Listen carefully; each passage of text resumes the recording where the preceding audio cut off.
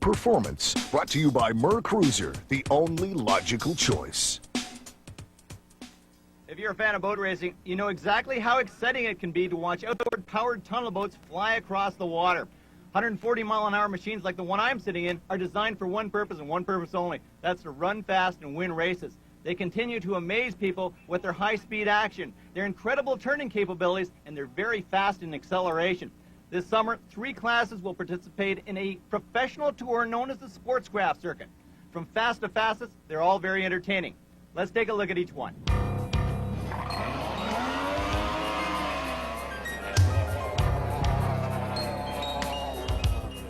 Because you learn to walk before you fly. Mind you, these boats do fly high sometimes. EP is a great class to start off with. The boat's right on the ragged edge at reasonable speeds. If reasonable, it's 70 miles an hour. Although EP may be considered a beginner's class for some, make no mistake about it, these boats are quite a handful.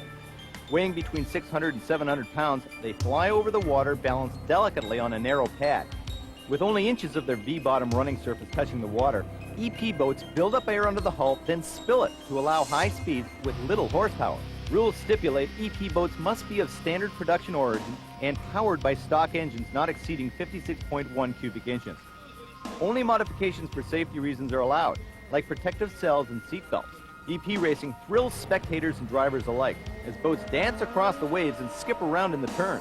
It's a challenging category to race, and it develops drivers for faster classes. After mastering V-bottoms, most drivers choose to step into tunnel boats. The SST-60s are to boat racing what Formula Atlantic is to IndyCar racing. They're very exciting to watch. Drivers who like the thrill of flying outboard-powered tunnel boats often choose SST-60, and for good reason. It's fast, affordable, and with stock motors up to 90 horsepower, very competitive. Although drivers who choose Mercury's 71.5 cubic inch engine have a power advantage over the competition, their boats must weigh more to bring equality to the class. These custom-built catamaran boats are made from wood and fiberglass, topping out at a minimum 925 pounds. Just like the F1s, all SST-60 boats have reinforced cockpits, quick-release steering wheels, and racing harnesses. They're highly maneuverable and float on a cushion of air trapped between the 2 sponsons. Speeds approaching 90 miles an hour make this a great class for learning racing strategy and tunnel boat handling. Drivers gain valuable experience at safer speeds before moving into a higher formula. Formula One boats are the fastest outboard-powered boats in the world. They can accelerate from 0 to 120 miles an hour in under 8 seconds and turn sharper and faster than any other race machine on land or water. Well known for being one of the wildest rides in motorsport, F1 boats represent the latest in aerodynamic and hydrodynamic technology available to the marine industry. Clearly a sight to see while posting awesome lap times around short 1-mile race courses. Powered by motors up to 3 liters, most drivers choose Mercury's 2.5-liter fuel-injected racing engines. Off the mark, they are up and running side by side and come within inches of each other at speeds over 130 miles an hour. Unlike the smaller classes, there are few restrictions. Motors can be worked and reworked in order to gain an advantage. F1 boats are either fiberglass or wood and weigh a mere 1,050 pounds. Still, they are built very strong, they have to be, to withstand turns of up to 4 to 5 Gs. Clearly, F1 racing is what fans come to see. High speed, sponson-to-sponson action from some of the best boat racing drivers in North America. Power, excitement, and the element of danger gives fans their money's worth. Today's sophisticated racing hulls are nothing less than extraordinary. In the hands of talented drivers, they're really very stable and oh so much fun to drive. Come on, Mark, get out of there. I've got to go boat racing. Come on, Robbie, just give me a few more minutes. You know, it reminds me of the good old days when I used to go down the straightaway, down into the turn, sponson, Reggie found Billy soup. Never mind. We'll leave the stories till next time. See you at the races. Brought to you by Mer Cruiser, the only logical choice. In every sport, there's always one special event that stands out from the rest. For powerboat racers of the Canadian Boating Federation Sportscraft Division, that one special event is known as the Nationals, a single weekend of racing where winning means bragging rights for the year. Teams work harder, faster, and they tweak their engines to the limits. Drivers, well, they take more chances, they fly their boats higher, and they turn tighter. So for participants and spectators alike, the Shell Canadian National Powerboat Championships held in Azilda near Sudbury, Ontario, provide the ultimate in competition on the water. These racers have spent all summer working toward this weekend. They've been running and testing their powerboats, making their adjustments, and fine-tuning to pull out the best possible performance. There's a lot at stake here in Isilda for those who have put their time, energy, and money into this exciting sport. David, is it a coup to get the Nationals?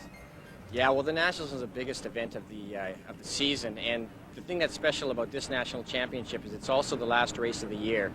And so the outcome of this will be not only the Canadian National Championships in each class, but also the high points winners. The Canadian Boating Federation points race winners will be determined this weekend. With 2 titles up for grabs, each racing team puts in extra effort to make sure that their boat will be the one to pick up a checkered flag. We get to see the finished product, but it takes a lot of preparation behind the scenes to become one of the very best. There's an awful lot of hard work involved in getting here to the national championship, especially if you want to be competitive, have a competitive boat. All we've had is changing engine parts all year, trying to get the motor up, so we hope that we're going to peak our season today. Well, it takes a lot of late nights and a lot of frustration. I mean, you're on the water and you're testing, and half the time the stuff you're doing is not working, but sometimes it does, and you get a boat that just handles really well and it's got a lot of speed. I mean, you just got to dedicate yourself to just sitting in the water and trying new stuff, and you can't be afraid to just do what you can, you know, try something that nobody else has tried. Although they're the ones who receive the recognition, no one driver gets to the Nationals alone. It takes talented and dedicated teams to keep these boats in great running condition, and the drivers are the first to acknowledge the assistance and support provided by their mechanics, their families, and especially their sponsors. We're all friends, and with my sponsors, we work together. Mountain Cable, Owen Boris, works with us.